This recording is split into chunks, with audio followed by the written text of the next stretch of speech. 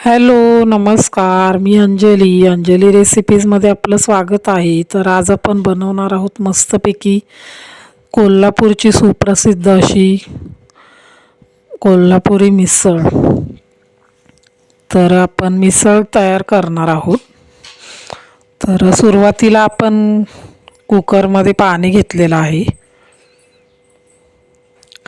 त्याच्यानंतर आपण हळद घातलेली आहे 1 चमचा. मीठ घालत आहोत 1 चमचा आणि मस्तपैकी मोड आलेली मटकी आपण आता याच्यामध्ये ॲड करूया. मटकी आपल्याला शिजवून घ्यायची आहे. 2 शिट्ट्यांमध्ये मटकी व्यवस्थित शिजली जाते, त्यामुळे तुम्ही मटकी 2 शिट्ट्यांमध्ये व्यवस्थित शिजवून घ्या. तर 2 शिट्ट्या इकडे झालेल्या आहेत, बघू शकताय. आता आपण मसाला तयार करणार आहोत मिसळचा. सुरुवातीला अर्धी वाटी सुकं खोबरं घेतलेलं आहे, तमालपत्र, टोमॅटो, कांदा, दालचिनीचा तुकडा, वेलदोडे, दगडी फूल, लवंग, काळी मिरी आणि लसणाच्या 8-10 पाकळ्या, कोथिंबीर घेतलेली आहे, जिरे आणि धने. तर आता आपण मस्तपैकी ही मटकी आपली शिजलेली आहे. मसाल्याचं आपण हे करून घेऊया वाटण. तर मटकी शिजल्यानंतर आपण बटाटेसुद्धा शिजवून घेणार आहोत. इकडे मी 3 बटाटे शिजायला घातलेले आहेत. तर आता आपण बटाटे शिजेपर्यंत मसाला भाजून घेऊया. सुरुवातीला तेलामध्ये मी एका पॅनमध्ये मी तेल घेऊन धने जिरे घातलेले आहेत. त्याच्यानंतर तमालपत्र घालायचं आहे, वेलदोडे टाकायचे आहेत. तमालपत्र, दालचिनीचा तुकडा, दगडी फूल, हे सगळं आपण व्यवस्थित भाजून घेऊया. मगाशी जो आपण मसाला घेतलेला आहे तो आपण आता फ्राय करून घेऊया, जास्त भाजायचं नाही. सुक्का मसाला एका प्लेटमध्ये काढून घ्यायचा आणि त्याच्यानंतर आता लसूण आणि खोबरं हे सुद्धा आपण त्याच पॅनमध्ये थोडंसं भाजून घेऊया.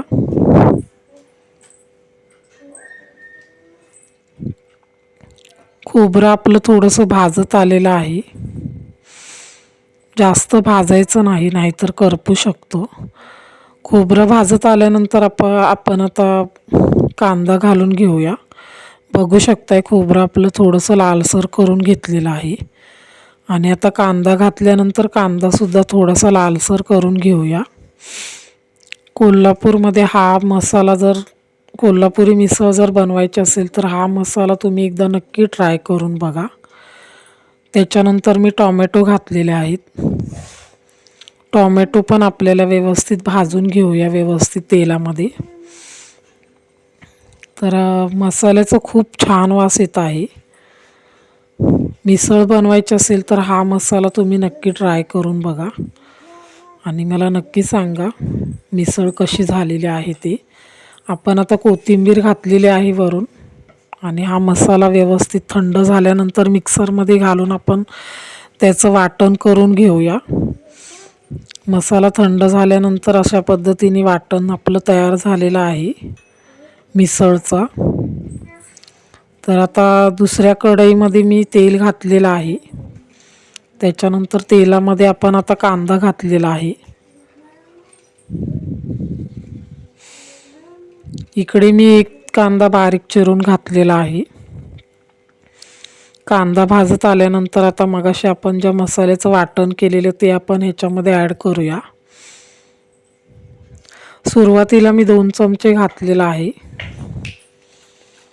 तुम्हाला हवं असेल त्या पद्धतीने तुम्ही घालू शकता. आणि थोडीशी आपल्याला कोल्हापुरी मिसळ मसालासुद्धा घ्यायचा आहे. कोल्हापुरी मिसळ मसाला 1 चमचा, गरम मसाला 1 चमचा, तो सुद्धा मी ह्याच्यामध्ये ॲड केलेला आहे. थोडंसं चवीप्रमाणे मीठ घालायचं आहे. घरातील लाल तिखट मसाला घालायचा आहे अर्धा चमचा आणि याला तेल सुटेपर्यंत थांबायचं थोडा वेळ.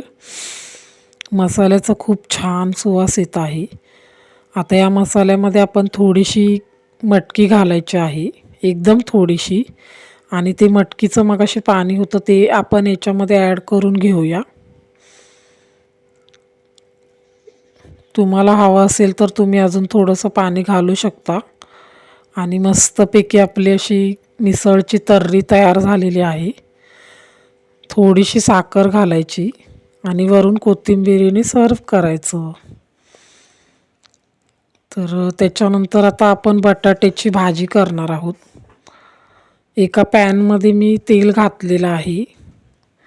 जिरे, मोहरी, कढीपत्ता घालून घ्यायचा आहे. ते थोडंसं तडकू द्यायचं आणि त्याच्यामध्ये आता आपण हळद घालणार आहोत. हळद घातल्यानंतर आपण आता बटाटे व्यवस्थित स्मॅश करून घ्यायचे आणि ते आपण आता याच्यामध्ये ॲड करणार आहोत. आणि व्यवस्थित मस्तपैकी अशी बटाट्याची भाजी करून घ्यायची.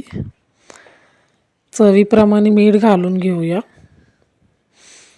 आणि एक 5 ते 10 मिनटं आपण व्यवस्थित ही भाजी परतून घेऊया. आणि मसाल्याची तर्री तर एकदम मस्त झालेली आहे, त्याला कट पण व्यवस्थित सुटलेला आहे.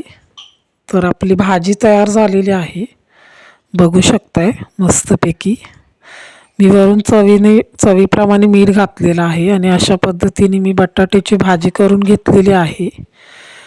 आणि मस्तपैकी आपली अशी कोल्हापुरी मिसळ तयार झालेली आहे, बघू शकताय. आणि माझी रेसिपी जर तुम्हाला आवडली असेल तर प्लीज सबस्क्राईब करा, लाईक करा, शेअर करा आणि कमेंट करा. आणि कमेंटमध्ये नक्की सांगा माझी रेसिपी कशी झालेली आहे. तर खूप छान झालेली आहे ही रेसिपी.